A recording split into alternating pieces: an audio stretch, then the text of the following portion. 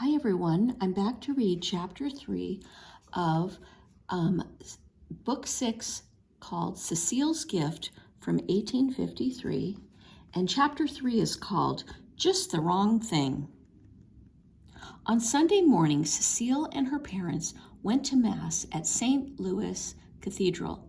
For the first time in months, the pews were so full that latecomers had to squeeze in. One more sign that the long epidemic was finally ending. The hymn seemed more joyful and the candles brighter, and now that the church was full again. Outside the church after Mass, families stopped to greet and console one another or catch up on the news. Cecile heard the word benefit buzz over and over as she stood on her toes, looking for girls that she knew.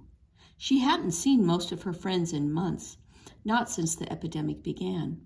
Soon she spotted the familiar red ribbons of her good friend Monette Bruller's favorite bonnet. "Monette," Cecile called. Monette popped out from a cluster of older brothers. "Cecile, I just heard that you're going to do a resuscitation at the benefit to perform in front of a big audience. Oh, you are so brave." "I would be much too nervous to do such a thing." She slipped her arm through Cecile's and gave her an excited squeeze. Before Monette could say more, a shadow fell across them. "The trim on the lady's dress is so out of fashion," said a haughty voice. It was Fanny Metoyer's, arm in arm with her sister Agnes. Trailing behind them were a few other girls Cecile knew, listening hungrily. Cecile turned back to Monette. "Yes, I'm learning a poem to recite at La Celebration," she said, a bit too loudly. A few people glanced in her direction. She hoped her mother hadn't heard. Fanny turned back to look at her, surprised. "Why, Cecile, you mean you'll be on stage with the famous people?" She paused and her eyes brightened as if she saw Cecile in some new way. "I certainly hope you've ordered a new dress," Agnes said. "I'll be wearing my new pink frock to the benefit," one of the other girls piped up. How could these girls be thinking of such unimportant things? Cecile wanted to make a sharp reply, but she bit back the words. Maman always said that a true lady behaved well even at difficult times. "Oh, well," Agnes smirked, "I doubt many people will listen to a stuffy old poem anyway. Come on, Fanny, it's almost time for tea." She swished her skirt and pranced away. The other girls bounced around her like silly puppies. Cecile thought as she stared after them. "Don't worry about them," Monette said, taking Cecile's hand. They walked for a few minutes without speaking, but Cecile's feelings were tumbling. Those girls didn't understand anything. Their families had left the city at the first hint of trouble this summer, and they had returned only when the epidemic was over. Now they expected her to giggle over the latest fashions from France and to forget that her brother had almost died. They wanted her to sip tea when she was helping to serve soup to other children who had lost everything. How could they be so uncaring? A cool breeze stung Cecile's cheeks, and she realized that there were tears on them. She hurriedly wiped them away with the back of her glove. "Those silly girls don't matter, Cecile," Monette said gently. "Forget about them. Please tell me about your poem." "Sweet Monette." Cecile sniffed through her tears and tried to smile. But then she thought again of what Fanny and Agnes had said. They didn't really have any idea what the terrible summer had been like. They couldn't imagine how frightening the worst hours and days had been. If they heard her recite the poem, would they even understand why she had chosen it? Or would they simply think she was on stage to show off? That night, Cecile lay awake worrying. How many people in the audience would be like Fanny and Agnes? How many people would completely misunderstand her reason for performing? Even if she said her poem perfectly, would she touch their hearts at all? Finally, unable to sleep, Cecile went out to the balcony, where the breeze was cooler. She stared out at the moonlit courtyard. Suddenly she remembered standing with Marie Grace just a few weeks before, looking out on the courtyard of Holy Trinity Orphanage. She pictured the children waiting for their morning treat.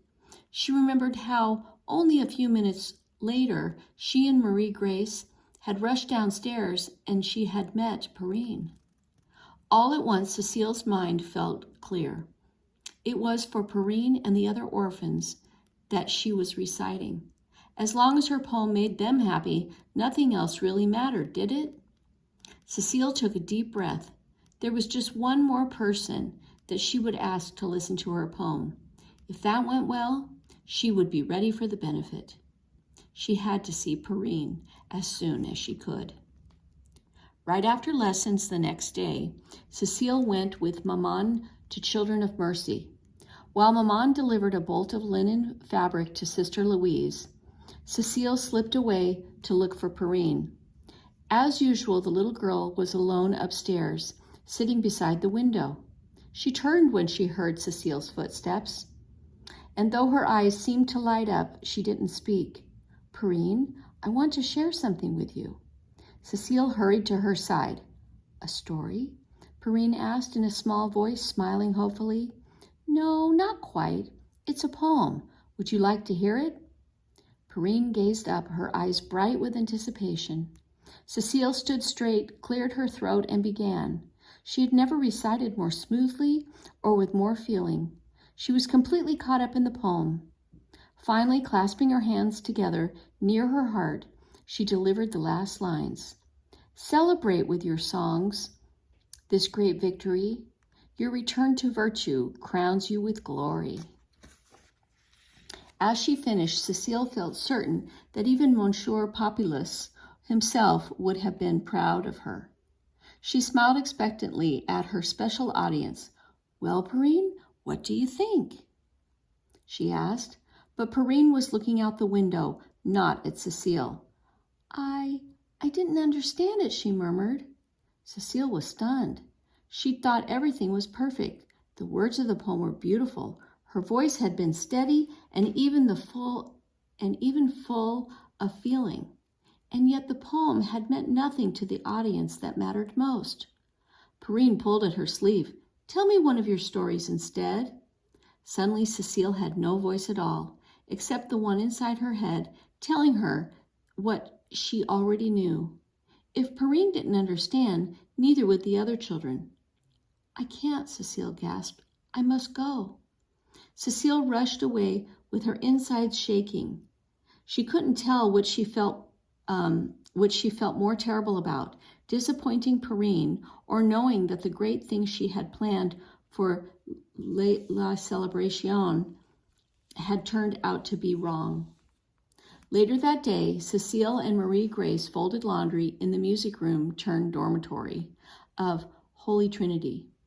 Rain began to patter against the window, and the sudden shower was strong and steady, bringing nuns and children hurrying inside. Cecile listened to the sounds of the children settling into the dining room downstairs to complete the garden of paper flowers. What if it rains next week? What if people don't come to the benefit? Cecile said as she looked outside anxiously. She didn't have the courage to tell her friend what she was really worried about. "I'm sure the weather will be fine," Marie Grace reassured her. "Are you ready for the big day?" Cecile swallowed and then shook her head. "Perrine didn't like the poem," she blurted out. Marie Grace's eyes widened in surprise. "But it's such a beautiful poem, and you recite it so well.